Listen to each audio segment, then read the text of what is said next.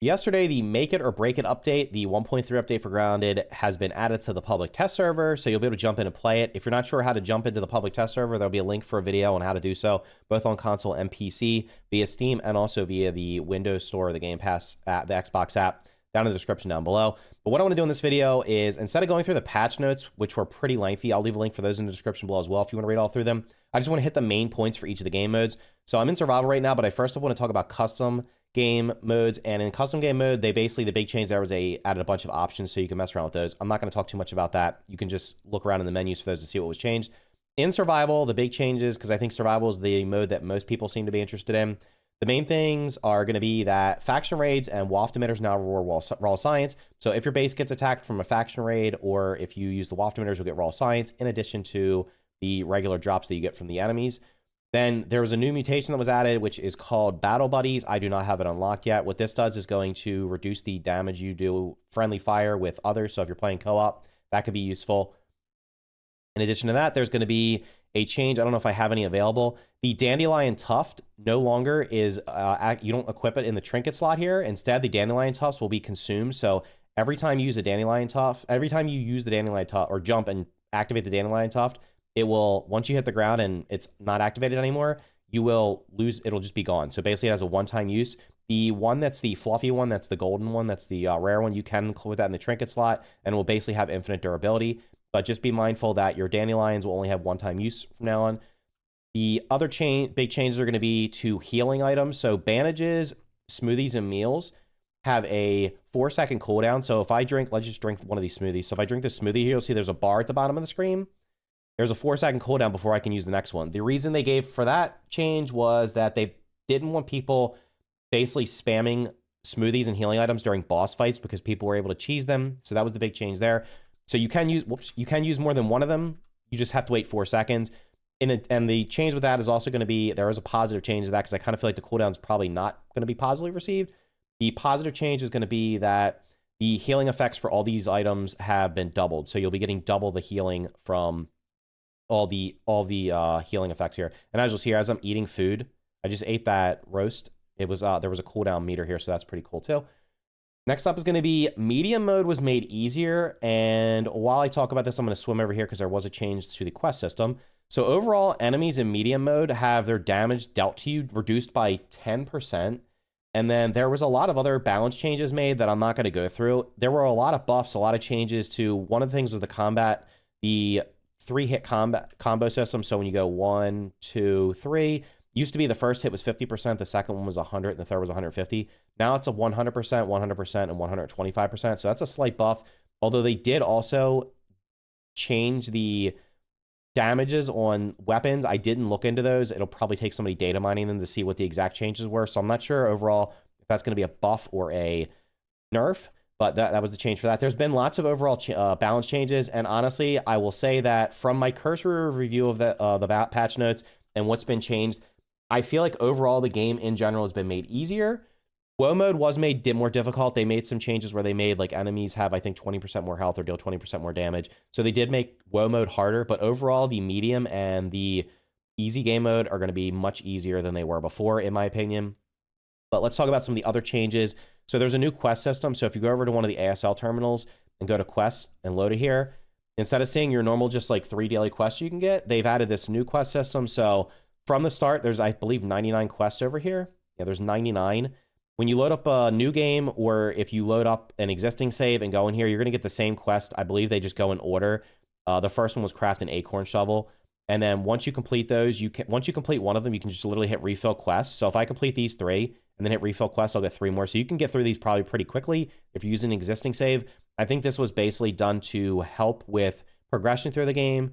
And like, again, I said, like overall with this and then the other changes in the game, it feels like the game's going to be much more easy and much more probably approachable for more casual players.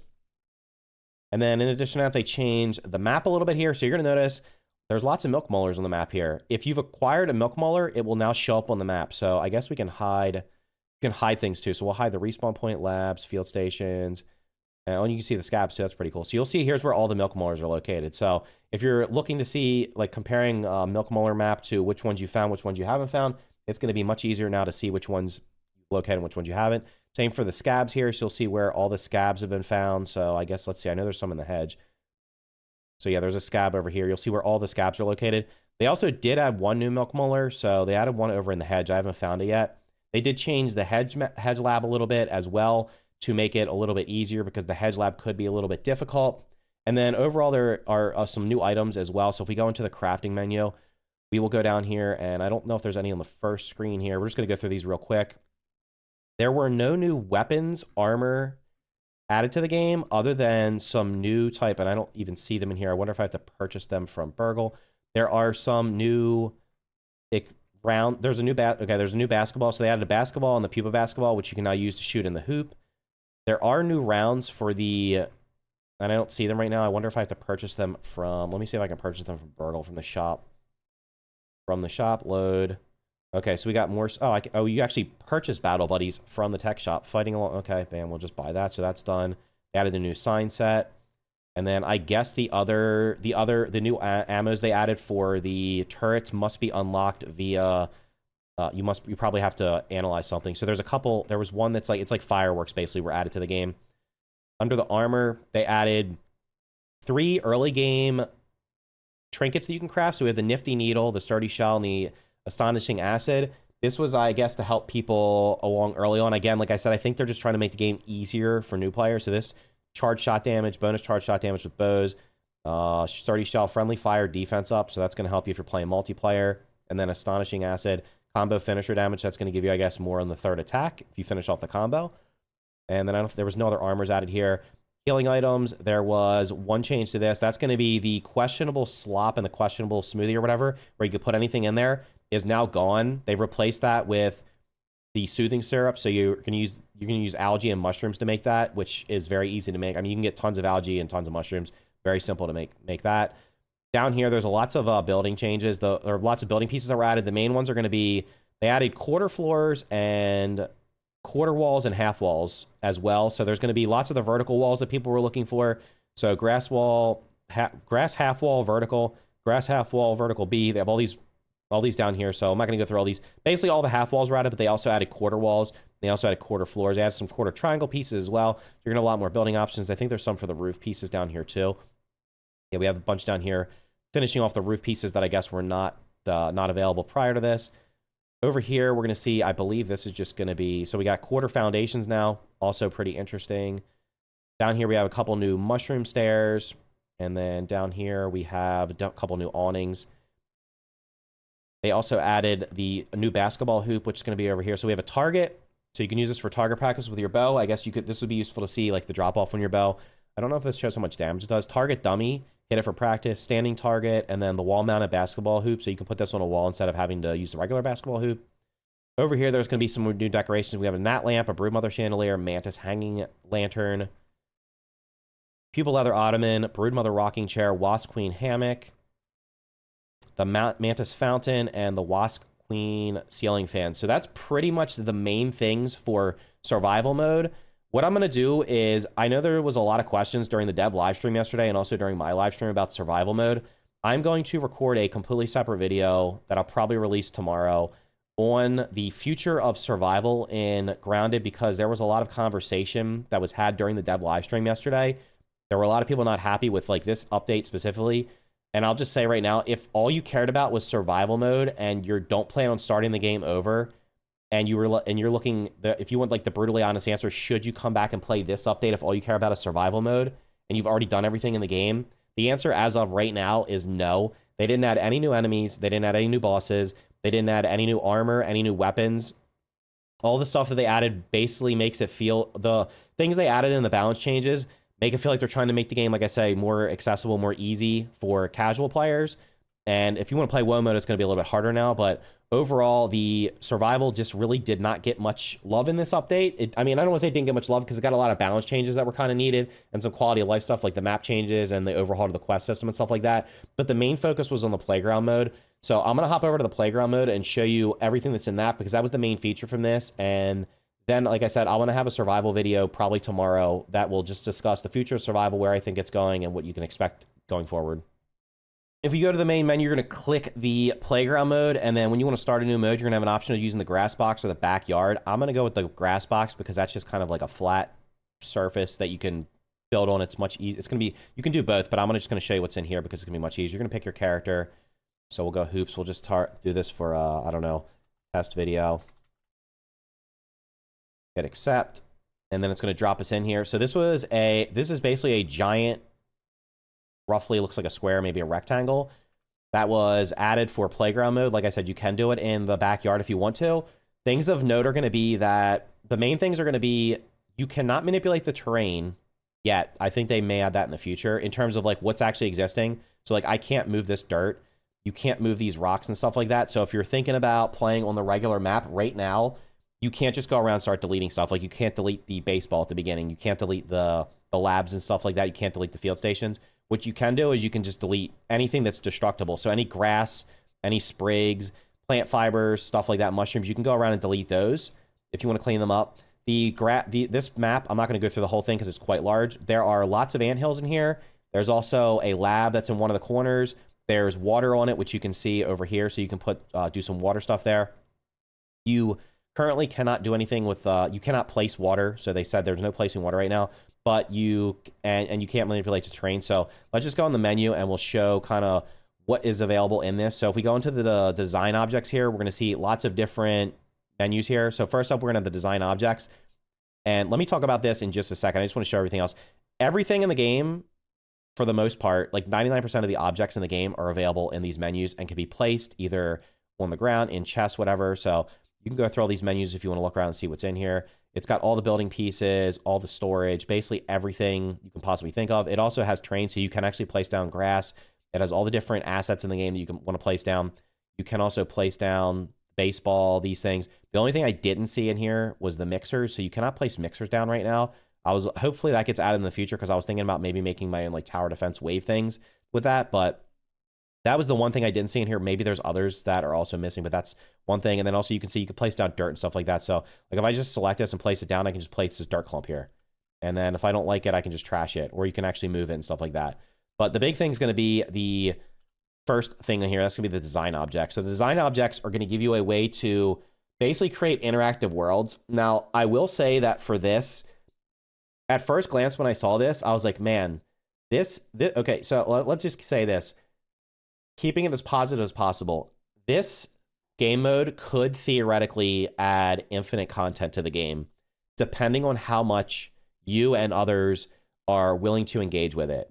It's basically, think of like Fortnite creative mode. You can come into this map, or you can go into use the backyard map. You can create almost anything you want, anything within the rule set here and the objects you have. You can create up to 10 different playgrounds that you can share with people. And currently the way it's going to work is once you create it, once you publish it, it'll give you a code and you can share that code. They did say in the future they're going to add a menu have a way for people to search for them, make it more easy. But the one main thing with this was that being able to share them was the big thing. Because if the only way to share these was with your friends and there was no easy way to share them, then that was going to be a deal breaker, but you can share them. So ideally, what will happen is people will just create crazy stuff. So let me just go through these things real quick and show you how they what they are. So we have a switch, we have a button, a switch, a lever, another pull switch. So basically what these are is like you can make it where you press them, and I'm going to show you how these work. I guess the easier thing will be just to show you how they work. So let's just place down some foundations or something, and then we'll just quickly show how it works, and that'll probably be the easiest thing. So if we go into build mode, go over here, we can just place a button down. So I'll place the button here, and what you can do with this is you can link it to things. So the easiest thing to do is going to be link it to probably like a door or something like that. So we can go down here and place a door. So we place this door here, go down here, and we're going to hit the create link. You basically point it at this. Then you go to the little link here and press the little gear button, and then you can say toggle open. And the options here are going to be toggle open, open, close, toggle lock. There's lots of different options here. So basically, once you do that, we're in design mode. We enter play mode, press the button, and the door opens. Press the button, the door closes. It's really as simple as that. That's kind of the basic of it.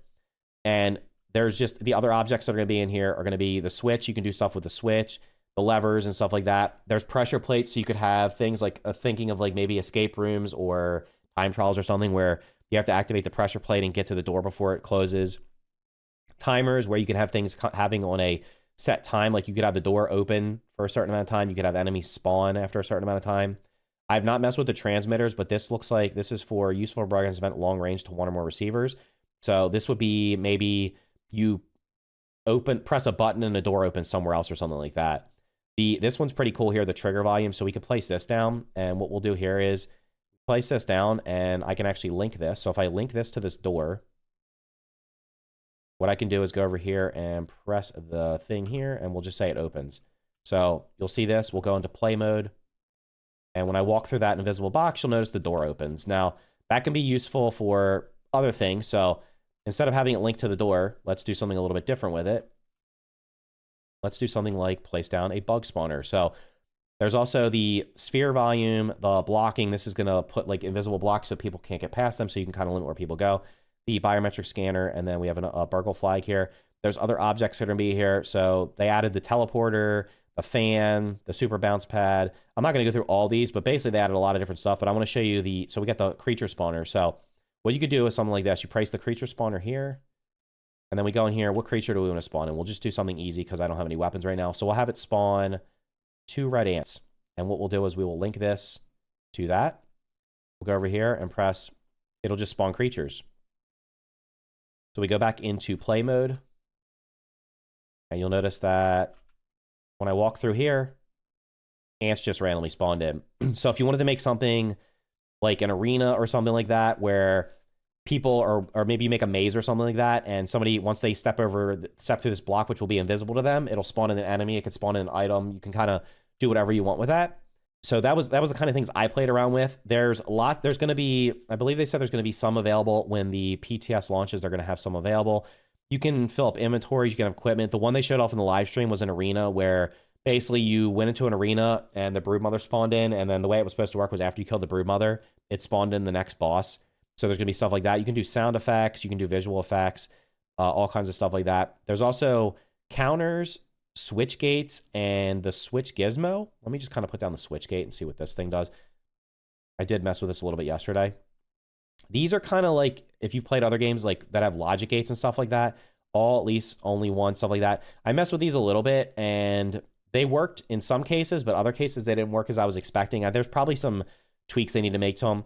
What I was trying to do was I wanted to have a situation where bugs would just spawn. So like it would spawn like 1 ant every 1 second, and it wasn't working as I was expected. It was basically you had to kill the ant for the next one to spawn, but you could have them like theoretically just keep spawning over and over again. So obviously I'm not showing off like everything here, but this is kind of just like I wanted to give you an idea of what to expect from this game mode. Like I said, this has pretty much unlimited potential. It's just going to really matter how much the community engages with it. For me personally, as a content creator, it would be very easy for me to share things that I built or to play things that other people built. Like, let's say I built a escape room or something. I could just make a video on it or publish the code on my YouTube community page. I could do a post there. I could post it in my Discord, and people would easily be able to just go in and access it, or they could share them with me that way as well. It's gonna be a little bit harder if you don't have something like that. I think they said you'll be able to share them on the ground at Discord. I'm sure people will be able to find out ways to share them before the menu's added. The couple concerns I have are gonna be, what is the quality of these things? I don't know if there's any way to rate them. So like, let's say people just start sharing codes left and right. There's gonna have to be a rating system so that people can figure out, is this actually worth playing? Is it not worth playing? Is it good? Is it not good? Because there's like, I could just share this right now and just say it's done. Then somebody's going to go in and be like, well, that was pretty boring. Like, I didn't really do anything for me, and I just wasted my time. Where somebody else could create something that's just like really intricate and something like that. So hopefully they're going to add, they already said they're going to add the menu. We're going to be able to search them at some point in the future. Hopefully there's going to be a rating system so people can just give it like, I don't know, 1 to 5 stars or something like that, or a 1 to 10 rating. That way the ones that are the best will get filtered to the top so people can find them. It'll also give people a reason to improve theirs. It'll make it easier for them to share them. Like I said, the main concerns I have with this game mode, the playground game mode, are going to be, 1, what percentage of the audience is going to be interested in engaging in it? Because yesterday during the live stream, it seemed like there were a lot of people that were happy about it, but there was also a lot of people that were really upset about there were not really any changes to survival mode in terms of like actual new content. And a lot of people just said they weren't going to engage in this. So we'll just have to see what happens with that. So basically the success or failure of this is really going to depend upon you and others, and how much you engage in it and how much you use it, and if it's something you enjoy. It's also going to depend upon what people make. Like, if people just don't make anything anything worth playing, then it's not going to succeed either. If people do make stuff that's worth playing and there's people that are interested in playing it, then it will succeed.